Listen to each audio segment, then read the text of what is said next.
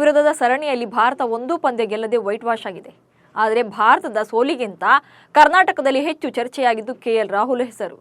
Long gap ಬಳಿಕ team ಇಂಡಿಯಾಗೆ ಮರಳಿದ್ದ ರಾಹುಲ್ ಮೂರನೇ ಪಂದ್ಯದಲ್ಲಿ ಉತ್ತಮ ಇನ್ನಿಂಗ್ಸ್ ಆಡ್ತಾರೆ ಅಂತಾನೆ ಎಲ್ಲರೂ ಅನ್ಕೊಳ್ತಿದ್ರು. ಆದರೆ ಅದಕ್ಕೆ ಮ್ಯಾನೇಜ್ಮೆಂಟ್ ಅವಕಾಶವನ್ನೇ ಕೊಡಲಿಲ್ಲ.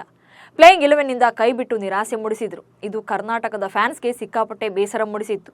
ಮತ್ತೊಂದು ಕಡೆ ಎಷ್ಟೋ ಜನ ಹಿಟ್ಮ್ಯಾನ್ ರೋಹಿತ್ ಶರ್ಮಾಗಾಗಿ ಮರುಕ ಪಡ್ತಿದ್ದಾರೆ. ತಂಡಕ್ಕಾಗಿ ನೀವು ಇಷ್ಟೆಲ್ಲ ಮಾಡಿದ್ರೂ ಕೂಡ ಗೆಲ್ಲೋಕೆ ಆಗ್ಲಿಲ್ವಲ್ಲ ಅಂತ ಬೇಸರ ಪಟ್ಟುಕೊಳ್ತಿದ್ದಾರೆ. ರಾಹುಲ್ ಮತ್ತು ರೋಹಿತ್ ಬಗ್ಗೆ ಅಭಿಮಾನಿಗಳ ಮನಸ್ಸು ಮಿಡಿತಾ ಇರೋದು ಯಾಕೆ ಅನ್ನೋದನ್ನೇ ಹೇಳ್ತೇನೆ ನೋಡಿ. ಟೀಮ್ ಮ್ಯಾನೇಜ್ಮೆಂಟ್ ಹಾಗೆ ಕೋಚ್ ಎಕ್ಸ್ಪೆರಿಮೆಂಟ್ಗೆ ಕನ್ನಡಿಗ ಕೆಎಲ್ ರಾಹುಲ್ ಹರಕೆಯ ಕುರಿ ಆಗ್ತಿದ್ದಾರಾ ಅನ್ನೋ ಪ್ರಶ್ನೆ ಮೂಡಿದೆ. ಎಲ್ಲವೂ ಅಂದುಕೊಂಡಂತೆ ಆಗಿದ್ರೆ ಬುಧವಾರ ಕೆಎಲ್ ರಾಹುಲ್ ತಮ್ಮ 200ನೇ ಅಂತಾರಾಷ್ಟ್ರೀಯ ಪಂದ್ಯವನ್ನಾಡಬೇಕಿತ್ತು. ಆದರೆ ಪ್ಲೇಯಿಂಗ್ 11ನಲ್ಲಿ ಡ್ರಾಪ್ ಮಾಡಿ ಮೈದಾನದಿಂದ ದೂರ ಇಡಲಾಗಿತ್ತು. ಏಕದಿನ ತಂಡದ ಮಿಡಲ್ ಆರ್ಡರ್ನ ಬಲವಾಗಿದ್ದ ರಾಹುಲ್ ವಿಕೆಟ್ ಕೀಪರ್ ಆಗಿ ಅಲ್ಲದೇ ಇದ್ರೂ ಕೂಡ ಬ್ಯಾಟ್ಸ್ಮನ್ ಆಗಿಯಾದರೂ ಕೂಡ ಪ್ಲೇಯಿಂಗ್ 11ನಲ್ಲಿ ಇರಬೇಕಾಗಿತ್ತು. ಆದರೆ ರಾಹುಲ್ ಬೆಂಚ್ಗೆ ಸೀಮಿತವಾಗಿ ಬಿಟ್ರು. ಸದ್ಯ ಕ್ರಿಕೆಟ್ ವಲಯದಲ್ಲಿ ಚರ್ಚೆಯಾಗ್ತಿರುವ ವಿಷಯ ಅಂದರೆ ಕೆಎಲ್ ರಾಹುಲ್ಗೆ ವಿಶ್ರಾಂತಿ ನೀಡಿದ್ರ ಅಥವಾ ಡ್ರಾಪ್ ಮಾಡಿದ್ರ ಅನ್ನೋ ಪ್ರಶ್ನೆ ಎಲ್ಲರನ್ನೂ ಕಾಡ್ತಾ ಇದೆ.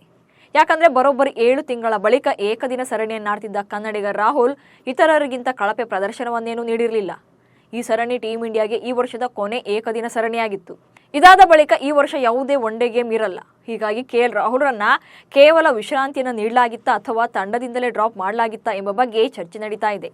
ಅಲ್ಲದೆ ಲಂಕಾ ಎದುರಿನ 2 ಪಂದ್ಯಗಳಲ್ಲಿ ಶ್ರೇಯಸ್ ಅಯ್ಯರ್ ಹಾಗೆ ಶಿವಮ್ ದುಬೆ ಆಟ ಕೂಡ ಅಷ್ಟಕ್ಕಷ್ಟೇ ಇತ್ತು. ಆದರೂ ಕೂಡ ರಾಹುಲ್ರನ್ನೇ ಟಾರ್ಗೆಟ್ ಮಾಡಲಾಗಿದೆ. ಕಳೆದ ಕೆಲ ವರ್ಷಗಳಿಂದ ರಾಹುಲ್ ವಿಶ್ವ ಕ್ರಿಕೆಟ್ನಲ್ಲೇ ಬೆಸ್ಟ್ ಮಿಡಲ್ ಆರ್ಡರ್ ಬ್ಯಾಟರ್ ಎನಿಸಿಕೊಂಡಿದ್ದಾರೆ. 5 ವರ್ಷಗಳ ಟ್ರ್ಯಾಕ್ ರೆಕಾರ್ಡ್ ನೋಡಿದರೆ ಗರಿಷ್ಠ ಮಿಡಲ್ ಆರ್ಡರ್ ಬ್ಯಾಟಿಂಗ್ ಸರಾಸರಿಯನ್ನು ಹೊಂದಿದ್ದಾರೆ. ಹೀಗಿದ್ರೂ ಕೂಡ ರಾಹುಲ್ರನ್ನ 4 ಹಾಗೆ 5ನೇ ಕ್ರಮಾಂಕದ ಬದಲಿಗೆ 6 ಮತ್ತು 7ನೇ ಕ್ರಮಾಂಕದಲ್ಲಿ ಪ್ರಯೋಗ ಮಾಡಿ ಕೊನೆಗೆ ಬೆಂಚ್ಗೆ ಫಿಕ್ಸ್ ಮಾಡಿದ್ದು ಅನುಮಾನ ಮೂಡಿಸಿದೆ.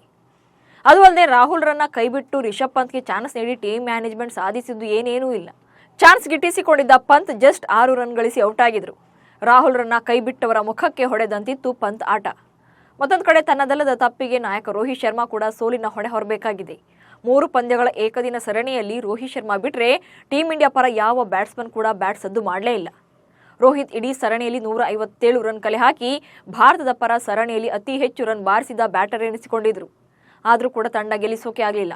ಇದೇ ಕಾರಣಕ್ಕೆ ರೋಹಿತ್ ಮತ್ತು ರಾಹುಲ್ರನ್ನ ಕ್ಷಮಿಸಿ ಬಿಡಿ ಅಂತಿದ್ದಾರೆ ಫ್ಯಾನ್ಸ್. 2025ರ ಚಾಂಪಿಯನ್ಸ್ ಟ್ರೋಫಿ ಟೂರ್ನಿಗೆ ಲಂಕಾ ಸರಣಿ ದಿಕ್ಸೂಚಿ ಎಂದೇ ಹೇಳಲಾಗಿತ್ತು. ಇಲ್ಲಿಂದಲೇ ಮುಂದಿನ ಐಸಿಸಿ ಟೂರ್ನಿಗೆ ಟೀಮ್ ಫೈನಲ್ ಮಾಡೋ ಬಿಸಿಸಿಐ ಪ್ಲಾನ್ ಕೂಡ ಮಾಡಿತ್ತು. ಅದರಲ್ಲೂ ಭಾರತ ತಂಡದಲ್ಲಿ ಸ್ಥಾನ ಪಡೆಯೋಕೆ ಪಂತ್ ಮತ್ತು ಕೆಎಲ್ ರಾಹುಲ್ ಮಧ್ಯೆ ತೀವ್ರ ಪೈಪೋಟಿ ನಡೀತಾ ಇದೆ. ದೀರ್ಘ ಸಮಯದ ಬಳಿಕ ಭಾರತದ ಓಡಿಐ ಕ್ರಿಕೆಟ್ ತಂಡಕ್ಕೆ ಕಂಬ್ಯಾಕ್ ಮಾಡಿರುವ ಅನುಭವಿ wicket keeper batsman KL Rahul ಲಯ ಕಳ್ಕೊಂಡಿದ್ದಾರೆ. ಮತ್ತೊಂದು ಕಡೆ ರಿಷಬ್ ಪಂತ್ ಕೂಡ ಚಾನ್ಸ್ ಮೇಲೆ ಚಾನ್ಸ್ ಸಿಕ್ಕರೂ ಕೂಡ ಸ್ಥಿರ ಪ್ರದರ್ಶನ ನೀಡ್ತಾ ಇಲ್ಲ. ಸಿಕ್ಕ ಅವಕಾಶಗಳಲ್ಲೂ ಕೂಡ ನಿರೀಕ್ಷಿತ ಪ್ರಮಾಣದಲ್ಲಿ ಬ್ಯಾಟ್ ಬೀಸ್ತಿಲ್ಲ. ಹೀಗಾಗಿ ಅಂತಿಮವಾಗಿ ಓಡಿಐ ಪಂದ್ಯಗಳಿಗೆ ಯಾರು ಉಳ್ಕೊಳ್ತಾರೆ ಅನ್ನೋದೇ ಈಗ ದೊಡ್ಡ ಪ್ರಶ್ನೆಯಾಗಿದೆ.